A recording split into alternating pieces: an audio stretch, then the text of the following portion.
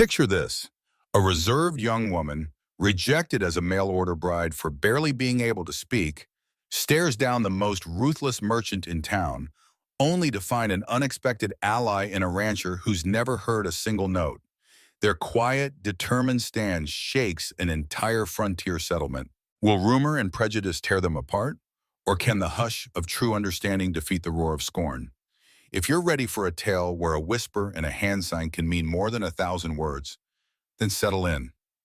Trust us, you won't want to miss the turning points, from silent heartbreak to a final face-off against a bitter foe. Stay tuned till the very end to see how they forge a bond stronger than any storm of cruel gossip. And don't forget to subscribe to our channel. When you follow, you'll catch every captivating story we share, plus a special surprise we've lined up next. In the summer of 1885, Hannah Caldwell stepped onto the train platform of Pine Bluff, a dusty frontier town nestled in the wide-open expanses of Montana Territory. She clutched a small carpet bag in one hand and a letter in the other, proof of her 3-month correspondence with Jonas Willoughby, a merchant who had proposed marriage by post. At 28, Hannah had given up on Boston's polite society ever accepting her. Her quiet nature, rooted in lingering trauma, had led to isolation among acquaintances who found her too reserved for their chatty parlors. So when Jonas's letters arrived describing his need for an urbane wife and offering a chance at a new life, she sold off her parents' last possessions, bought a single ticket west, and boarded the train with timid hopes. The station was little more than a platform and a single lamppost flickering against the mid-morning sun. People bustled about, hauling crates or greeting relatives with exuberant waves. Hannah stood apart, nerves taut. She glanced at the letter's crinkled lines of elaborate handwriting. "My dear Miss Caldwell, Pine Bluff is a growing town in need of cultured companionship." She had assumed Jonas might be a decent sort, a man who found her gentle spirit appealing. Yet her heart pounded, because she also feared her first attempt at conversation might reveal her voice's frailty. She had all but lost it 5 years earlier after a lung fever that stole both her father and her normal speech. At last, an overweight man with thinning hair came striding toward her, comparing her to a small photograph in his hand. "Hannah?" he called, squinting in the glare. She nodded, managing a slight smile, but opened her mouth only to produce a rasped greeting. Jonas Willoughby's expression flickered immediately, irritation replacing any courtesy he might have feigned. "That voice," he muttered, his tone heavy with disappointment. "You never mentioned such a condition in your letters." Hannah's cheeks warmed, and she tried to speak again. A whisper emerged, wincing at her own raw timbre. "It's from an illness," she managed, hating how her vocal cords strangled each syllable. Jonas exhaled sharply, stepping back as though she carried a contagion still. "We'll talk at the boarding house," he declared, waving a hand to a nearby livery boy to collect Hannah's small trunk. She followed, her steps slow on the plank boardwalk leading into Pine Bluff's main street. Beneath a bright sky, the town stretched in a single thoroughfare of saloons, a general store, a modest hotel, and a small post office. Her new home, presumably. The entire walk, Jonas fumed silently, hands jammed into his pockets. When they reached a low building with a swinging sign reading Eleanor White's boarding, he spun on his heel to face her. "Look here, Miss Caldwell," he said brusquely. "This arrangement isn't going to work. You never told me you could scarcely speak. I run a mercantile. My wife must greet customers, handle transactions with ease. You can't do that." Hannah felt tears prick her eyes. She fumbled in her bag for a small writing slate she'd brought for precisely such moments, scribbling. "I can read, write, handle figures well. I can learn." Jonas read it, face darkening. "This territory demands a strong voice, Miss Caldwell. I can't possibly marry a woman who can hardly say hello. You've misled me." He glowered at her stricken expression. "The next train east leaves in 3 days. I'd suggest you be on it." With that, he stomped inside the boarding house, leaving Hannah stunned on the stoop. Her eyes burned, humiliation swirling in the pit of her stomach. The clamor of horses and wagons carried on, indifferent to her heartbreak. "Miss Caldwell?" A warm voice spoke. Hannah turned to see a kind-faced woman with wisps of gray in her hair. "I'm Eleanor White, the owner here," the woman introduced herself gently. "Don't mind Jonas Willoughby. He's as fickle as a dusty wind. Come along inside. You must need rest."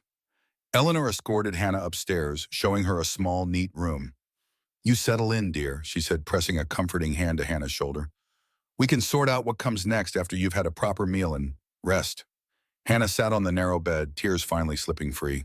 She had no desire to return east and face Boston's pity again, nor the sting of her earlier fiancé's rejection. Yet what options existed here if Jonas cast her aside? That evening at the communal supper, Hannah learned the names of fellow boarders. Beatrice Harris, the seamstress who eyed Hannah's neatly hemmed skirt with approval, two teachers newly arrived for the local school, and a widowed clerk from the law office. They showed mild interest in the newcomer, but politely skirted the subject of her voice. Eleanor explained Hannah's predicament with a compassionate brevity, and the table conversation settled into supportive words. No one mocked or pressed for details. And while heartbreak still weighed heavily in Hannah's chest, she recognized a kindness in these near strangers that she had seldom found among Boston acquaintances. But kindness alone wouldn't solve her predicament. She had enough money for a return ticket, or perhaps a few weeks of lodging. Not a fortune. She'd left that behind in the sale of her father's old business, paying off debts and heading west with meager hopes. Would she vanish back into the shame that Jonas's rejection inflicted? Or might there be some small place in Pine Bluff for a woman who spoke in whispers? That question echoed through Hannah's mind as she tried to sleep, the boarding house quiet but for the occasional creak of timbers in the night. She clutched the slate to her chest, a practical tool that had become her only real voice. Tomorrow, she resolved, she'd speak with Beatrice about any possible sewing work. It was a narrow lifeline, but better than enduring Jonas's cruelty or returning to a city that found her silence and embarrassment. If the West taught anything, it was resilience. And Hannah Caldwell would cling to that lesson with both hands. The next morning, Hannah awoke to the clatter of pots and pans downstairs as Eleanor prepared breakfast for her boarders. Despite the soreness in her throat and her bruised pride, she forced herself to rise and dress. She might not have a fiancé or certain future, but she had willpower. Stepping quietly into the hallway, she crept down the stairs, bracing for curious looks from her fellow tenants.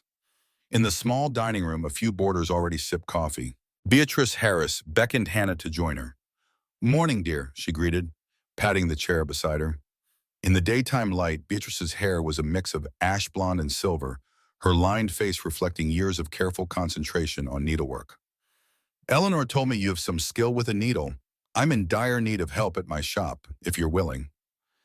Hannah nodded, relief washing over her. She wrote on her slate, "I'd be most grateful. I sew swiftly and well." Beatrice smiled at the boldness of Hannah's script. "We'll see just how swift you are once we open, but I suspect the stories are true. A light hand on the needle is a gift." Murmurs from the other side of the room drew Hannah's attention. Jonas Willoughby had just arrived, scowling at the modest spread of fried eggs and bread. He cast a glare her way as if to warn her from addressing him. She averted her gaze, focusing on Beatrice's warm presence. It stung that Jonas considered her unworthy, but she refused to let that define her entire experience in Pine Bluff. An hour later, Hannah followed Beatrice through the muddy streets to the seamstress shop, a small storefront squeezed between a livery stable and a blacksmith's workshop. Inside, bolts of cloth, half-sewn garments, and pattern sheets formed a crowded yet organized chaos. Beatrice showed her a half-finished dress, explaining the pattern. "We do more custom work here than you might expect. Folks in Pine Bluff have money to spare on occasional fineries. There's a new sawmill, a bustling trade in cattle, and a smattering of well-to-do families. My hands can't keep up alone." Hannah set to work, carefully cutting and pinning, her quiet diligence apparent. Beatrice watched her with approving nods. "You do have the knack," she murmured. "Neat stitches, too. I see a Boston training in those lines." Hannah nodded, gratitude in her eyes. That afternoon, Beatrice took a break to deliver a finished gown, leaving Hannah alone with the hum of the sewing machine and the rustle of fabric. The bell on the door jingled, announcing a customer. Hannah glanced up to see a tall man with sun-creased cheeks and sturdy, work-roughened hands. He removed his hat, scanning the shop with an air of curiosity. "Hello," he said, voice confident. Hannah stood, smiling tentatively, then motioned to her slate. But the man didn't seem to notice her gesture. He just gazed at her expectantly. She attempted her soft voice. "How can I help?" The man frowned, shifting from foot to foot. Then, to Hannah's astonishment, he lifted his hands and spelled out letters in the manual alphabet. Need, shirt, mended. Her mouth nearly fell open. This man was signing words, albeit hesitantly. She recognized them from the rudimentary sign lessons she'd taken after her illness. With uncertain fingers, she spelled out, I can help. Relief flooded the man's features. He had hair the color of sandy plains, a somewhat square jaw, and a posture that hinted at a lifetime of ranch labor. Removing his jacket, he showed her a tear at the shoulder seam of his shirt. Hannah gestured for him to step closer to her station, pointing to the chair. She extended her palm for the garment, noticing his direct, calm gaze. He peeled off the shirt. He wore an undershirt beneath, revealing a lean, muscled build. Handing the garment to her, he spelled, My name, Noah Townsend, Ranch, north of town. Hannah's heart pounded with curiosity. She took the slate, writing in chalk, I'm Hannah Caldwell. I can fix this quickly. His eyes scanned her words, and he nodded eagerly. As she threaded a needle, she felt a tremor of excitement. A man in Pine Bluff who used sign language? That was nearly as unexpected as her own arrival here. Could he be deaf, or was he simply proficient in sign for some other reason? She began stitching the tear, noticing the threads of straw and grass embedded in the shirt's weave. Evidence of ranch life. He stood quietly, occasionally glancing around the shop. When she finished the repair, she handed it back. Noah ran his calloused fingers over the seam, testing her work with an approving nod. He reached into his pocket for coins, but Hannah lifted a hand to refuse payment. She scratched on the slate, no charge. Too small a fix. His brow furrowed in polite disagreement, and he placed a few coins on the table anyway. Then slowly he spelled something new with his fingers, more complicated signs she didn't immediately catch. Realizing her confusion, he pulled out a small pad and pencil, his handwriting neat and measured. Can we talk more?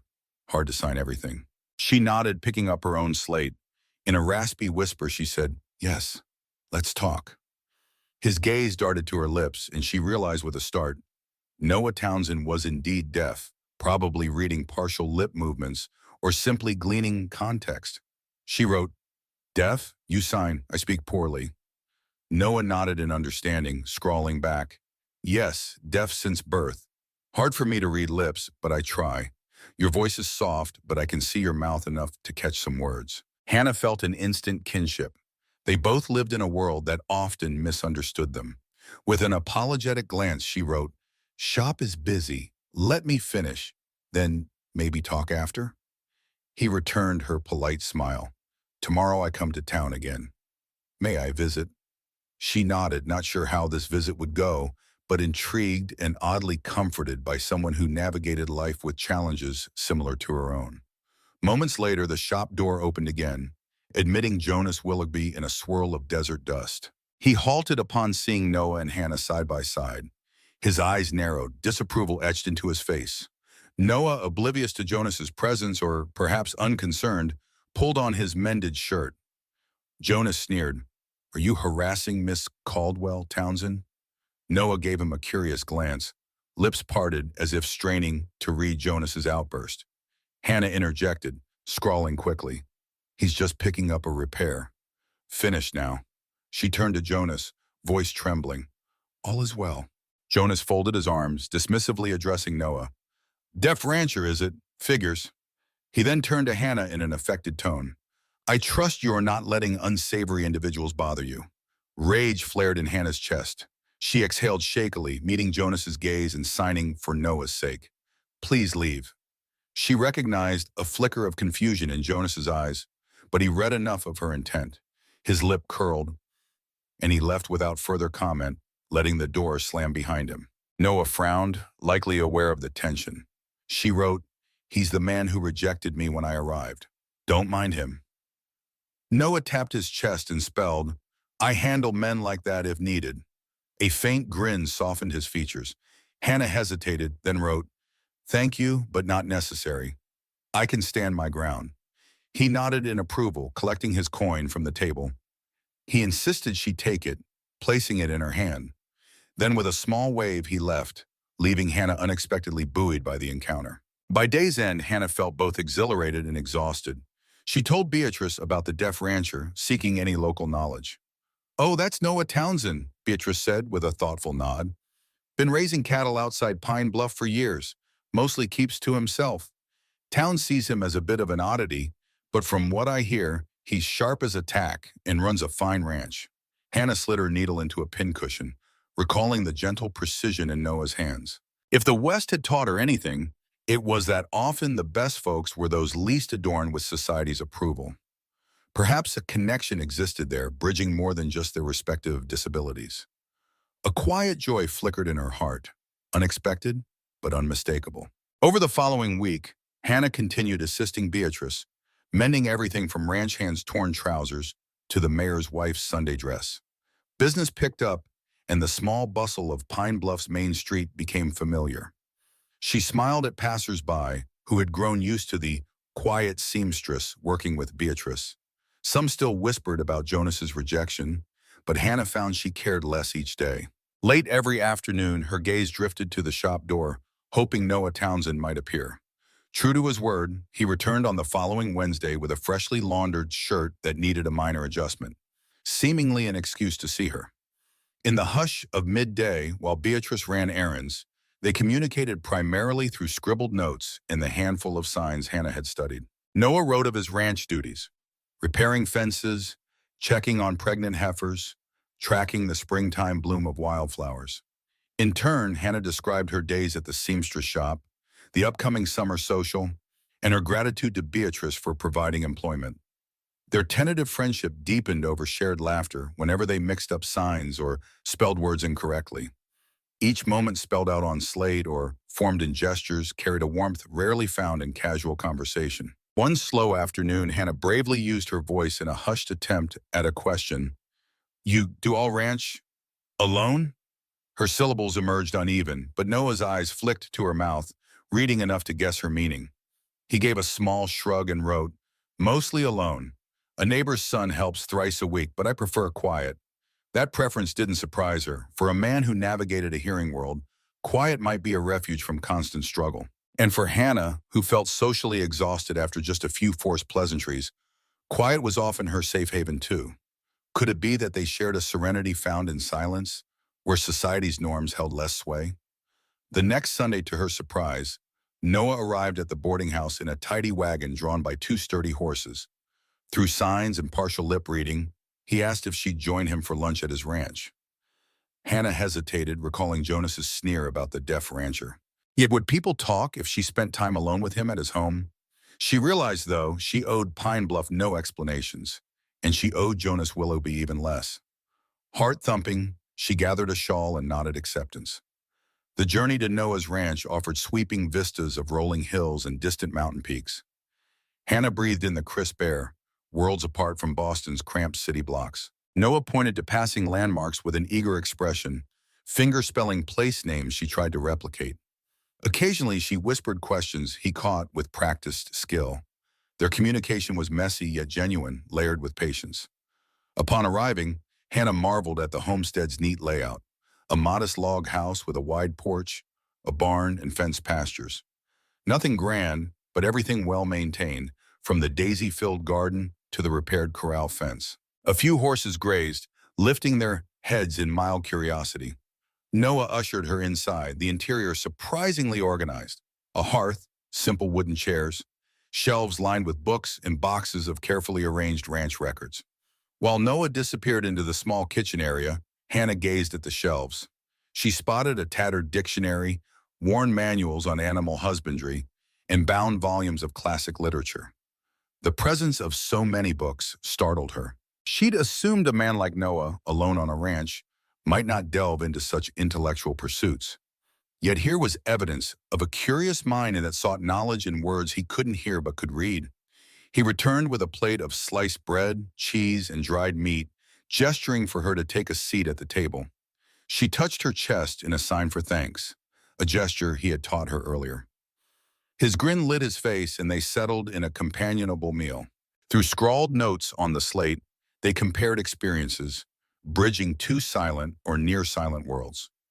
She wrote about her father's tailoring business in Boston, how her mother's passing had left her adrift, how the fever had crushed her voice. He scribbled of losing his hearing at birth, learning to sign from a traveling teacher, how neighbors considered him odd but harmless. After the meal, they walked the property. A winding creek, wildflowers blooming along its banks, gave way to gentle slopes dotted with pines. Noah pointed to a small orchard in the early stages of growth, another sign of his quiet ambition. Hannah found herself wanting to linger in this hush, the only sounds being the wind and the rustle of tall grass. For a moment, she forgot her uncertain status in Pine Bluff, forgot the sting of Jonas's rejection. Here, under the Montana sun, she was simply Hannah Caldwell, a woman discovering that acceptance sometimes grows best in the soil of difference. That evening, when Noah returned her to Eleanor White's boarding house, Hannah felt as though she'd visited a realm of calm purpose, a place where no one minded her small voice or tested her with endless social pleasantries. On the porch, he spelled out, "Come again?" She smiled, signing the word yes, her motions cautious but earnest.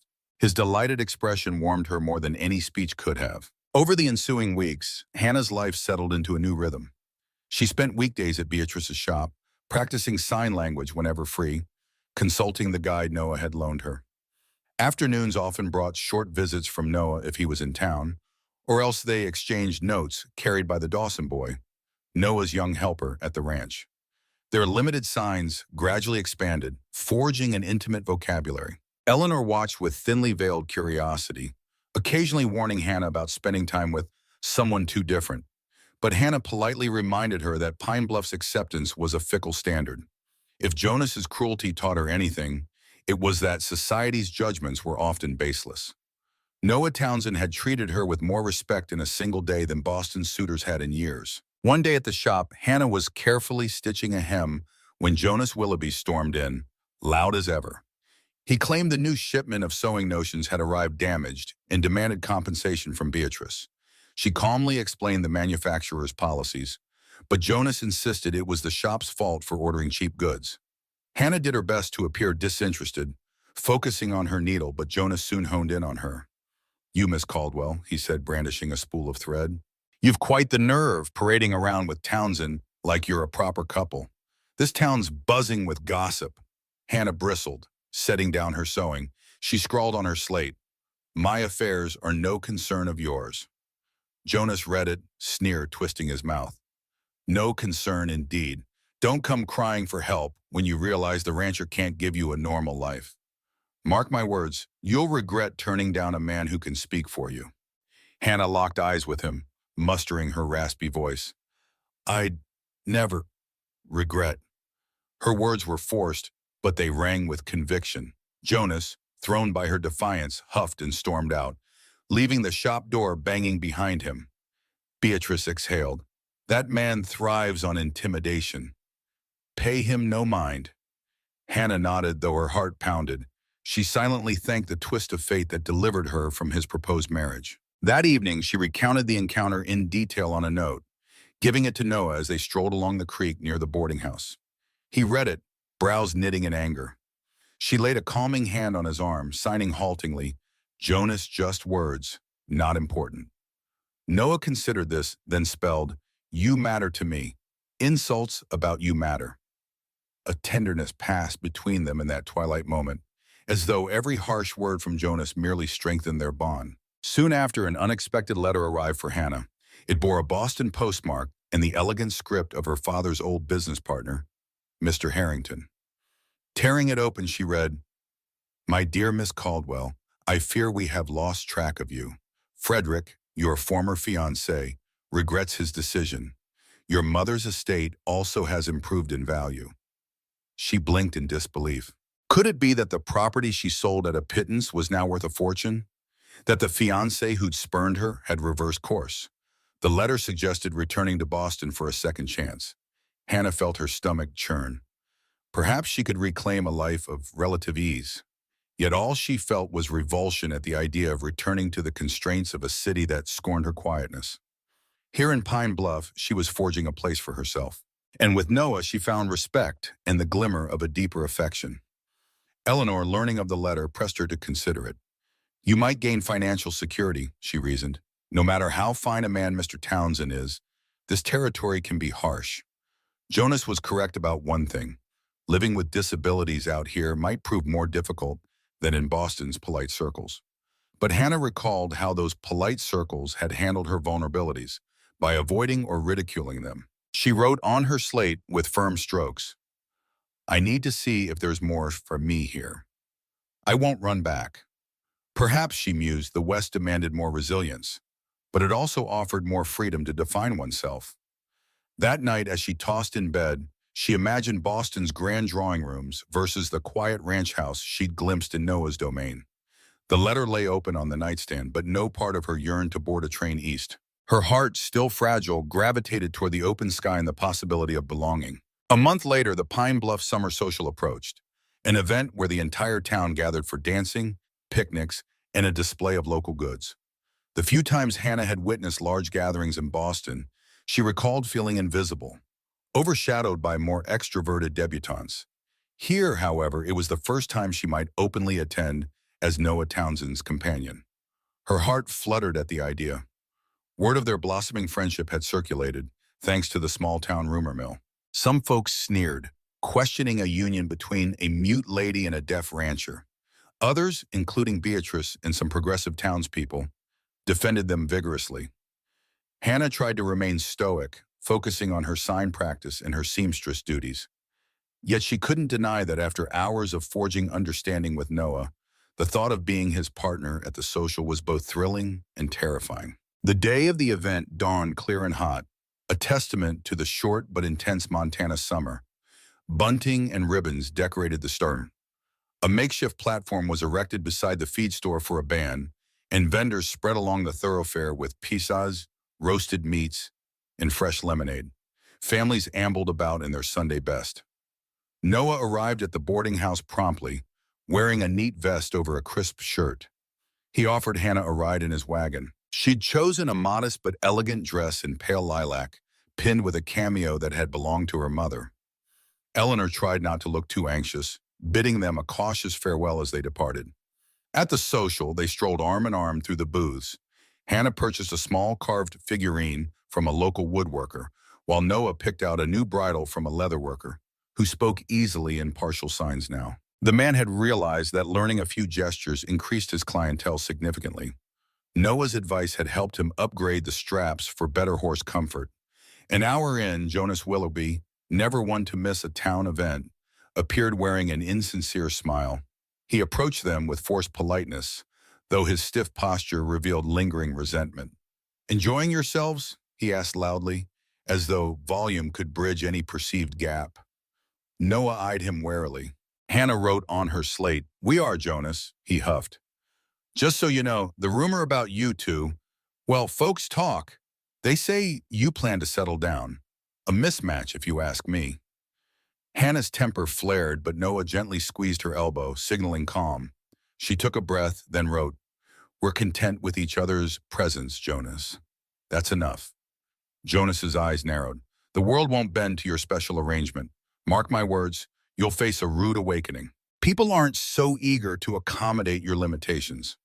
Hannah stared at him, words failing. Finally, Noah signed to her, "Let him think what he wants." She nodded. With quiet dignity, they moved on, leaving Jonas to stew in bitterness. Beyond the initial tension, the social offered a surprising highlight: a dance. The band struck up tunes as couples wove around the makeshift dance floor. Hannah's heart pounded. She wasn't sure how Noah, deaf, might handle a waltz or a reel. She scribbled on the slate, "Dancing? Too noisy?" Noah read it, chuckling silently. Then he wrote, "My father taught me to feel vibrations, watch other dancers, keep time. We can try." She felt a thrill at his unwavering confidence. They took to the floor, and indeed, while Hannah followed the band's music through faint memory of rhythms, Noah watched other dancers' steps and read the slight vibrations of stamping feet. Their coordination was imperfect, but the warmth in the space between them overshadowed any missteps. Townspeople looked on, some with mild surprise, others with encouraging smiles. Midway through the dance, Hannah's eyes caught a fleeting glance of Jonas, arms folded in disapproval. But she no longer cared. Her attention was on Noah's careful lead, the softness of his hand at her waist, the swirl of her skirt, the hush of her laugh. These moments felt like a triumph over the limitations others had placed on them. When the dance ended, they slipped away from the crowd, breathless in the twilight. Noah spelled out, "Never danced so well. You help me forget I'm different." She responded in signs. "You help me forget I can't speak as others do. Maybe we're not so different. We each have our own ways." Their short exchange, hidden in the deepening shadows, held more intimacy than any formal vow. They had found a language bridging their distinct silences, forging a closeness built on empathy. By the time they returned to the boarding house, Hannah's cheeks still glowed from the night's magic. She parted from Noah at the porch, entwining her pinky with his in a small sign of affection. He pressed a gentle kiss to her hand, as though savoring the hush that enveloped them both. Inside, a watchful Eleanor greeted her with a hint of motherly worry. "You'll be the talk of Pine Bluff tomorrow. Are you certain this is wise?" Hannah, her heart still dancing, simply wrote, "I'd rather be whispered about with him than live in silent loneliness alone." But the quiet contentment they found soon collided with the harsh realities of frontier suspicion. A week after the social, Hannah arrived at the seamstress shop to find Beatrice upset, scanning a letter with trembling hands. "What's wrong?" Hannah whispered, placing a gentle hand on her friend's arm. Beatrice shook her head. "The bank is calling in my loan 2 months early. Something about a reevaluation of my credit. Nonsense, I've never missed a payment." She shoved the letter at Hannah, who gleaned from the text that new policies were being enforced. Policies rumored to be influenced by Jonas Willoughby's behind-the-scenes meddling. Saddened by the thought that Jonas's bitterness could sabotage livelihoods, Hannah resolved to alert Noah. Perhaps he could talk sense into the local banker, or at least help find a practical solution. Over a hurried meal that evening, Noah read the letter with a grim expression. He spelled out, "Jonas fights us indirectly. He can't stand we're thriving." Sure enough, the next day, the bank manager apologized profusely, admitting a stakeholder had raised concerns about investing in enterprises that associate with questionable social alliances. The implication was clear. Jonas was blacklisting those who accepted Hannah and Noah. Furious, Hannah wanted to confront Jonas, but Noah counseled patience. "Let's solve it with reason, not rage," he wrote. "We can gather enough support from townsfolk who appreciate our help. We show the bank that we are an asset, not a liability." So they spent the following week visiting local business owners. In the months since her arrival, Hannah had mended dresses and suits for half the town, forging connections. Noah had sold cattle feed cheaply during a drought, earning goodwill. Together, they asked these acquaintances to speak in Beatrice's favor to the bank manager, demonstrating her reliability. The plan worked. Within 3 days, the bank manager reversed the decision, claiming a clerical error. Beatrice's relief was palpable. She embraced Hannah, tears in her eyes. "I don't care what Jonas thinks of you or your fiancé," she whispered. "You've saved me from financial ruin." That evening, as Hannah recounted events in the boarding house parlor, Eleanor listened with a frown. "Jonas's hostility is escalating. I worry he might try other tactics." Hannah nodded. "But we have allies," she wrote in chalk. "He can't sabotage the entire town." Eleanor sighed and, "True, but remember, Jonas is used to getting his way. Don't be surprised if he tries something more direct." Her words proved prophetic days later, when Hannah discovered a group of men surrounding Noah at the livery stable.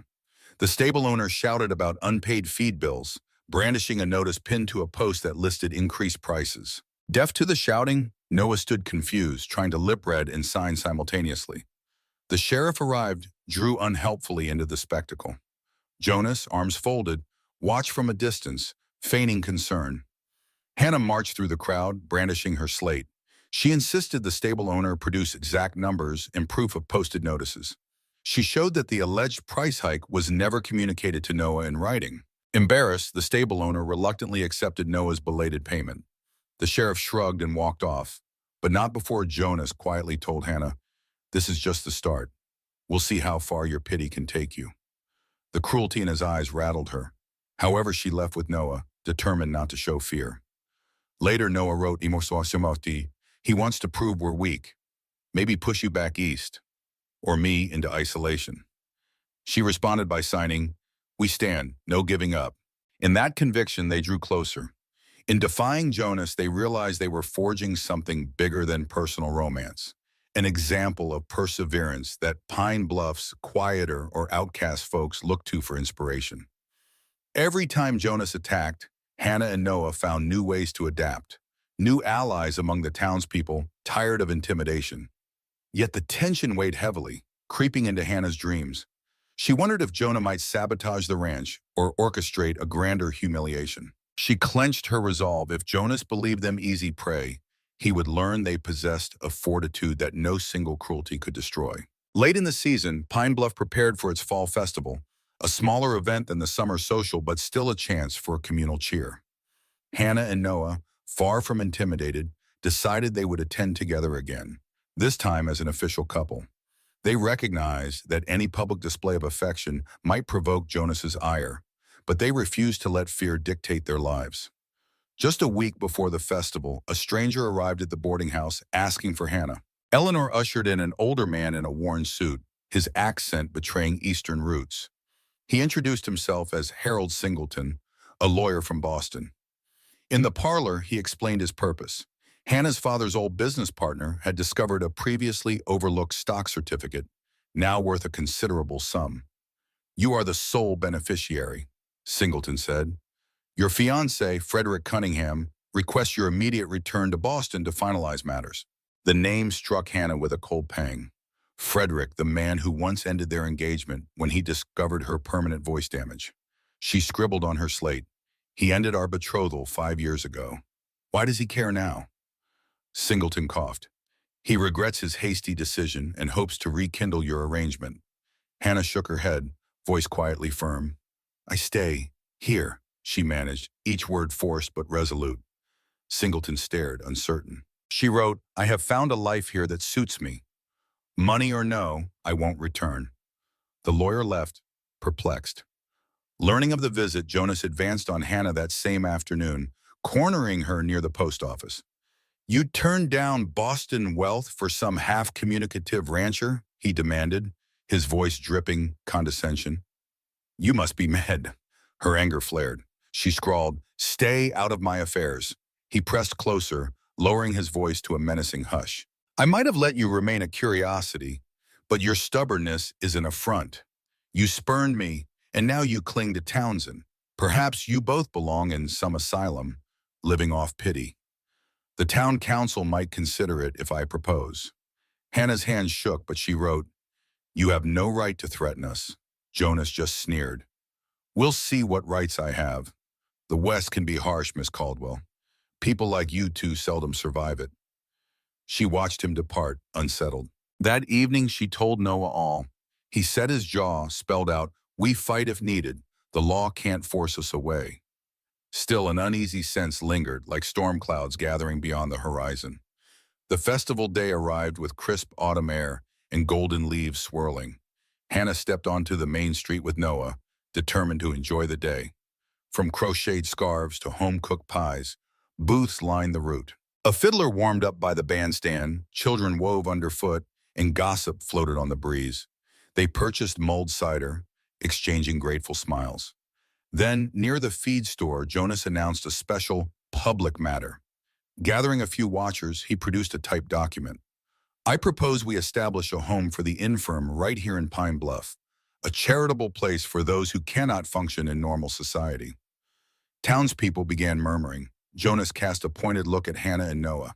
"We must show Christian duty by giving them a safe environment with trained staff. Otherwise, they remain burdens to families or themselves." A hush fell. Hannah's cheeks burned.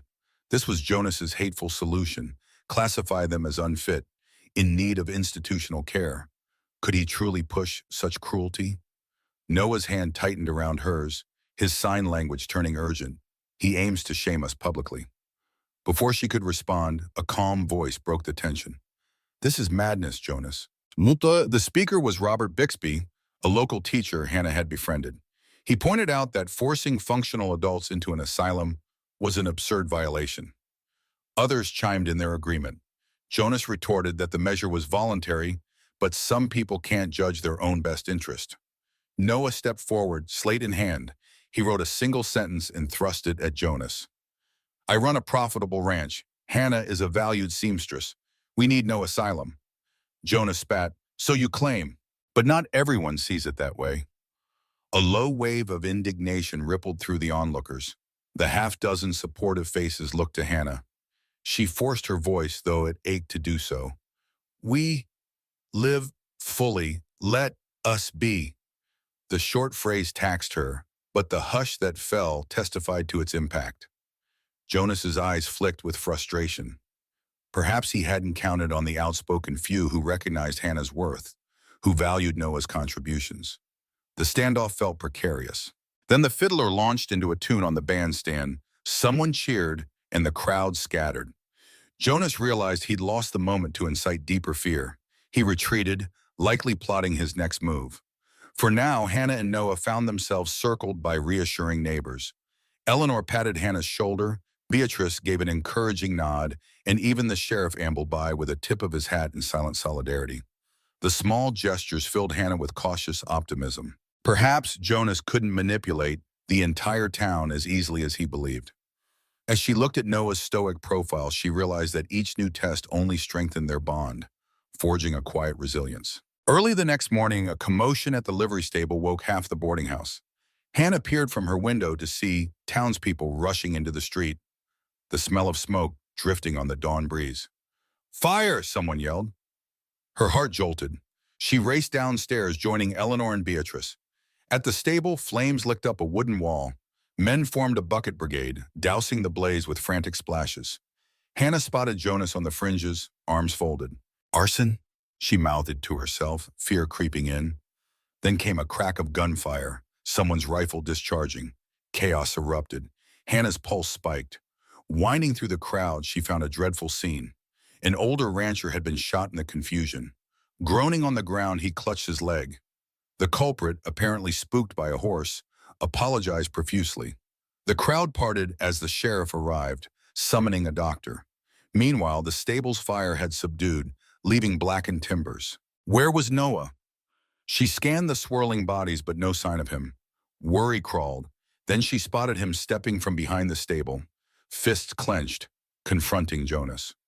Jonas hissed words Hannah couldn't hear over the din, but she saw the malice in his eyes. She shoved her way forward. "Townsend," Jonas was saying, "seems your luck's run out. Maybe we all see your ranch burn next time." Noah's face set like stone, hands forming quick signs Hannah recognized as anger-laden. She hurried over, laying a hand on his shoulder. Jonas smirked. "Ah, the bride, perfect. I suppose you'll blame me for this fire too?" Unable to restrain herself, Hannah wrote on her slate with furious strokes, "You orchestrated chaos for your advantage." "Enough," Jonas snatched the slate from her, reading with a sneer. "You and your deaf rancher are a plague on this town's decency. Mark me, folks won't stand by forever." The sheriff demanded Jonas step aside, but tension lingered. Noah's glare spoke volumes, no hearing needed. At last, Jonas threw up his hands in a mocking gesture. "We'll see who stands victorious." And with that, he vanished into the dispersing crowd. When the frenzy quieted and the wounded man received care, the sheriff told Hannah and Noah to be cautious. "Jonas is riled. Doesn't take much for men to do foolish things." Noah scrawled, "We won't hide." Hannah nodded. They refused to yield to a bully, but the next days tested their resolve. Jonas's mutterings around Pine Bluff escalated into open talk of forcibly removing unfit elements. Some townsfolk glared at Hannah in the seamstress shop, muttering about unnatural defiance. Others, however, turned up with kind words. The rancher who owed Noah thanks for a discounted feed supply. The teacher whose job Hannah had helped secure. Amid the turmoil, an unexpected visitor appeared at the boarding house. Harold Singleton again. He carried new documents from Boston. The property in question, he said, had quadrupled in value. A second letter from Frederick Cunningham. Hannah read it with emotionless calm. Frederick, in flowery language, begged her to return, citing their shared heritage. Reading between the lines, Hannah sensed opportunism. He wanted a docile heiress, not a partner. She set the letter down, heart settled in her decision. That evening, over a quiet dinner in Noah's ranch house, she told him everything. By flickering lamplight, she signed, "Frederick wants me, but only for money. My place is here. Noah looked relieved, though concern still clouded his eyes. Jonas may escalate. Are you safe with me? He spelled out. She took his hands, signing with slow clarity, safer than anywhere else. They gazed at each other, a hush far deeper than words. She remembered how Jonas once represented the bleakness of frontier prejudice, nearly sending her back east in shame. But that cruelty had steered her to Noah's quiet ranch, where a deeper sense of belonging waited. She spent the night in a guest room at Noah's urging, an alternative to returning to town after dark. We rest easier, he spelled gently, knowing you're here. She agreed, though conscious of how scandalous it might appear for a single woman. But after everything, she realized the only opinions that mattered belonged to those who truly saw them as they were.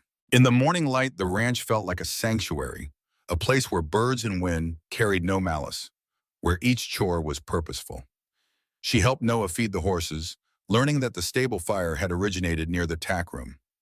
Jonas's threat that Pine Bluff might see Townsend's ranch burn gnawed at her. We must be vigilant, she whispered, voice scraping out. Noah nodded grimly. Their next step was clarity, approaching the mayor and the local preacher, explaining Jonas's intimidation. They did so that afternoon, gaining the mayor's guarded sympathy. The preacher, while kindly, preached patience. Let the Lord handle vengeance, he said. Hannah walked away unsatisfied. Jonas's cruelty was too active for prayer alone to fix. But she and Noah resolved that if Jonas struck again, they'd stand ready. They had each other, a small circle of allies, in a determination forged by years of adversity. Sometimes that was enough to outlast any storm, even one fueled by hatred. Finally, the confrontation Jonas seemed to seek arrived on a bright Saturday morning. Hannah was taking measurements for a ranch wife's new dress at Beatrice's shop. The client had 3 boisterous children in tow, and Hannah's gentle manner soothed them. As the woman stepped behind a screen to try a bodice, the front door slammed open. Jonas stormed in, eyes glinting with malevolence. Hannah Caldwell, he bellowed. Or shall I call you Townsend's half-silent mistress? The words shocked the children, who began to cry. Hannah quickly ushered them behind the screen. Beatrice stepped forward, outraged. Jonas, you have no right. He brushed her aside. I have every right to demand decency in my town. I've let your shenanigans stand too long. He loomed over Hannah. It's time you pack up. This place doesn't need a woman who flaunts an abnormal courtship with a man who can't hear. It's unnatural. Hannah's hand clenched around the chalk. She scrawled, Leave now, Jonas. You're not welcome. He spat, reading the words. I'll leave once you're gone, and I'll make sure no one in Pine Bluff dares give you or Townsend business. The door's bell jangled again, this time admitting Noah Townsend himself, alerted by a passing stable boy who'd overheard Jonas's tirade. Noah paused, taking in the scene. Jonas towering, Beatrice trembling with fury, Hannah holding her slate. Realizing the tension, he stepped forward, shoulders squared. Jonas turned to him, face twisting. You think you can fight me, Townsend? You can't even hear a gun cock or a fuse lit. You're a liability to everyone around you. Noah calmly took the slate from Hannah, writing, You're the only liability here, Jonas, causing fear for petty reasons. Before Jonas could read it, he grabbed for the slate. Noah yanked it back, the 2 men tussling briefly. The children behind the screen wailed. Beatrice tried to intervene, but Jonas shoved her aside, sending her stumbling into a table of newly folded linens. That was enough for Hannah. With a flash of protective anger, she stepped directly into Jonas's line of sight, scrawling boldly, Touch him again. I'll press charges. Jonas read it, lip curling in scorn. He reached for Noah's vest as if to yank him forward, but Noah, anticipating the move, twisted free. Jonas stumbled, losing balance. Red-faced, he glared daggers at them.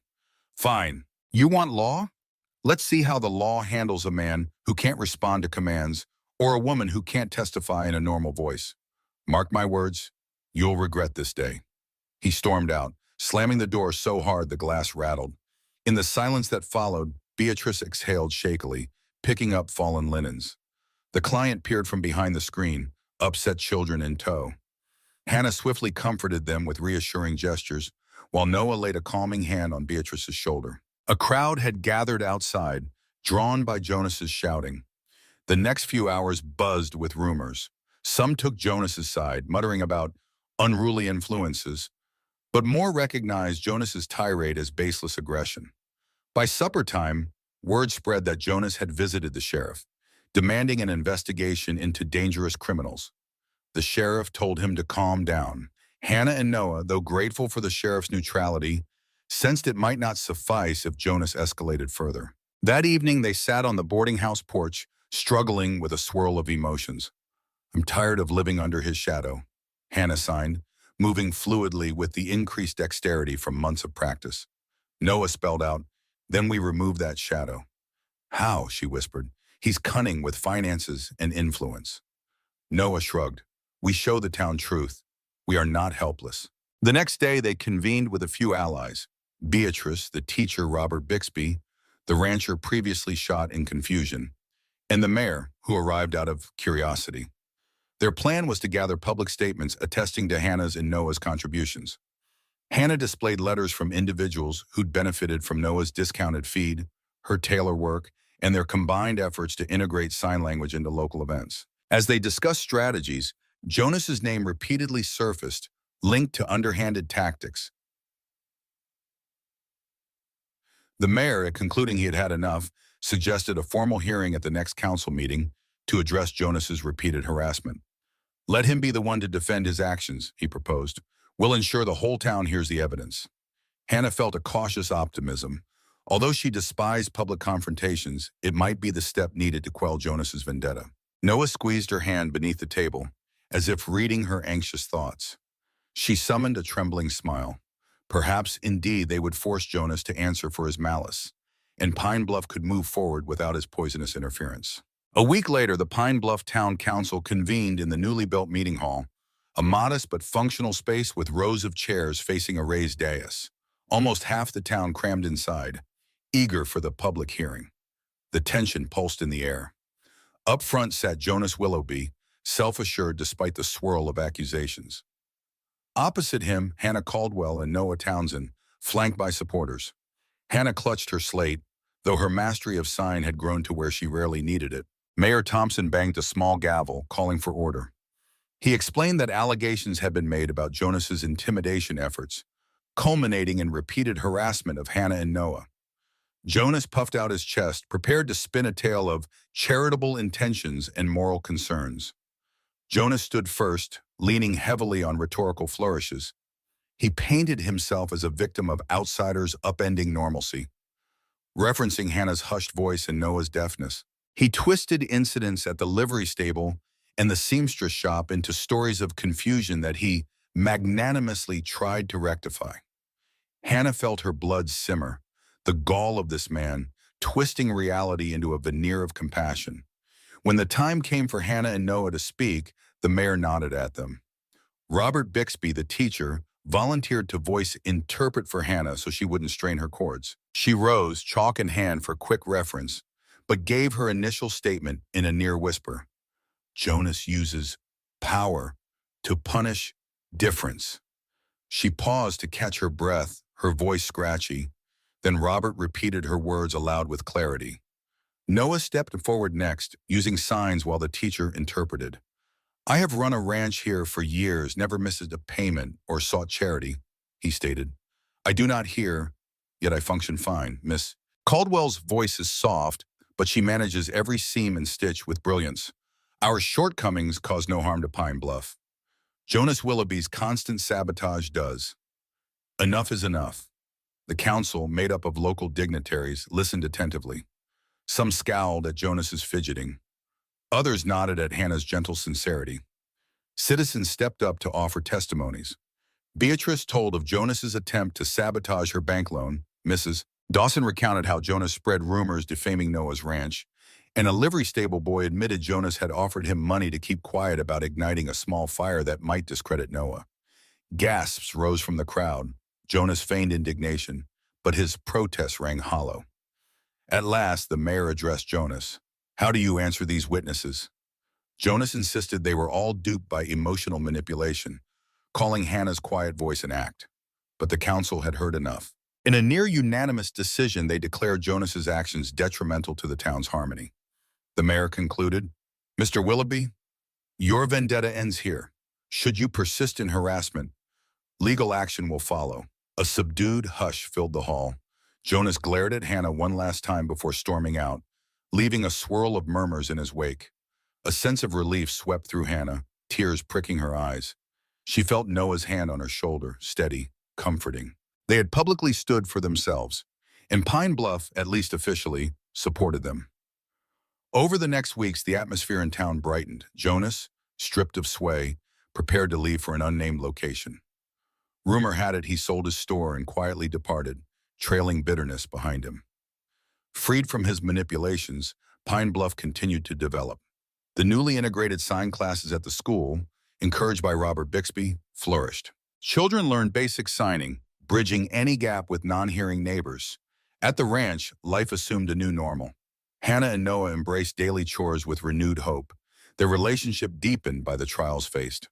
On a crisp morning under a blazing sunrise, Noah invited Hannah to walk the perimeter of the ranch. Halfway around, near the creek that meandered along the property's edge, he gestured for her to sit on a fallen log. He spelled out, "This place, I want to expand. A home we build together." Hannah's chest tightened with a flood of warmth. She signed, "Together always." He removed a small ring from his vest pocket, plain gold, set with a single opal. Her breath caught. "Marry me where," Noah spelled, his hazel eyes reflecting the sunrise's gold. A hush fell on her heart, so profound that her voice deserted her. So she signed back, "Yes, I marry you."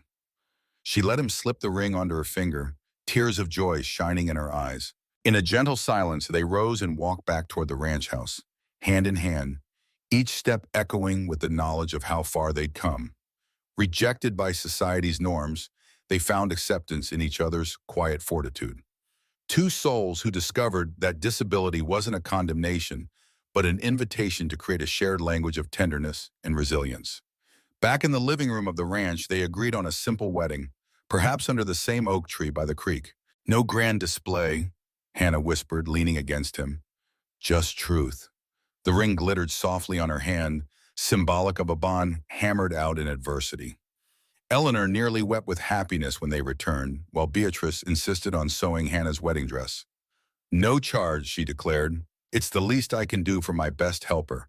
And for a love story, that's the talk of Pine Bluff for all the right reasons." Jonas Willigama's departure from town marked the final vestige of hostility. Freed from his cloud, Pine Bluff welcomed the news of the wedding with an outpouring of well wishes. And so, on a mild autumn day, in the hush of morning, Hannah Caldwell donned a dress of simple white cotton lace, newly embroidered by her own hand, and exchanged vows with Noah Townsend beneath that oak tree near the creek. The few assembled friends, Eleanor, Beatrice, Robert, the Dawsons, looked on with smiles. Some cried quietly as the couple declared unwavering devotion, speaking and signing their promises in a perfect blend of voice and gesture. Thus concluded the journey that began with a rejected mail-order bride and a misunderstood deaf rancher. Not an ending, but a new beginning for two who found strength in each other's gentle presence. In the hush of that vow, they redefined what it meant to speak, discovering that the heart's truest voice often resides in compassion, shared burdens, and the quiet confidence of unwavering love. Looking back on this journey, I'm struck by how two people's so-called shortcomings became the foundation of a profound connection. Sometimes the smallest gestures, a chalk-written note, a simple sign, can spark the biggest transformations. In a world that wanted to confine them, they chose an open horizon. Their devotion, tested by scorn and suspicion, blossomed under the Montana skies, reminding us that understanding doesn't always come from words, but from empathy. From the moment they first mended a torn sleeve together, I sensed they might stitch a future that no one else believed in. In that unspoken acceptance, they showed everyone, including themselves, that limitations needn't define a life. Now that you've seen how their quiet strength overcame the loudest doubters, leave a comment to share your favorite moment. Did a particular scene resonate most? Let's keep the conversation alive and keep believing that the hush of true love can outshine any storm.